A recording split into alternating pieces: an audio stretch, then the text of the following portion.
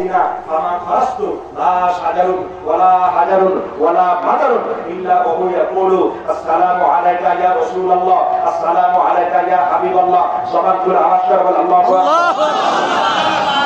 এই জামে তিরমিজি মিশকাত শরীফ বাবু ফাদাইলে সাইয়্যিদুল মুরসালিন আছে হাদিস মিশকাত শরীফ তিরমিজি শরীফের শেষে শামাইলে তিরমিজি আলী রাদিয়াল্লাহু আনহু তিনি বলেছেন নবী পাক সরকারের দোয়ালের সাথে মক্কায় মদিনায় অলিতে গলিতে রাস্তায় বের হতাম। হাবিবি কিবরিয়া সরকারের দোয়ালের যখন রওনা দিলাম প্রথম বুঝতে পারি নাই গাছের পাশ দিয়ে যায় যে গাছ খালি লড়ে ভাবলাম ভেঙে যায় আমার উপর পড়ুক, কিন্তু না নবী মুস্কে হাসেন সুবহানাল্লাহ। এই মেরে মানবী আছে কি নাই দেবে এই এরবটাকে এনে গায়ে বলা শুরু করো সুবহানাল্লাহ। আল্লাহ পাক আমাদেরকে এনে গায়ে জানা যে শুরু করো সুবহানাল্লাহ।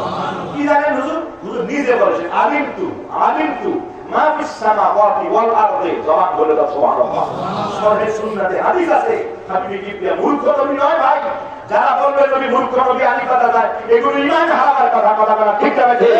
আরে আমাদের শিক্ষক হয়ে পৃথিবীতে এসেছে হুজুর আলিমতু মা ফিস সামাওয়াতি ওয়াল আরদি, আকাশের জমিনে যা আছে আল্লাহ পাক সব এনে আমাকে জানিয়ে দিয়েছেন সুবহানাল্লাহ।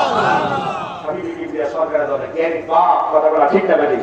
আমি তো যাই হোক কিছু বুঝলাম না, কাছাকাছি হওয়ার পর দেখে গাছের জবান থেকে আওয়াজ বের হয়, গাছ বলে আসসালামু আলাইকা ইয়া রাসূলুল্লাহ সুবহানাল্লাহ। আমি বলেন কিছু দূর যাওয়ার পর দেখি পাথরে গালি লাফায় সুবহানাল্লাহ।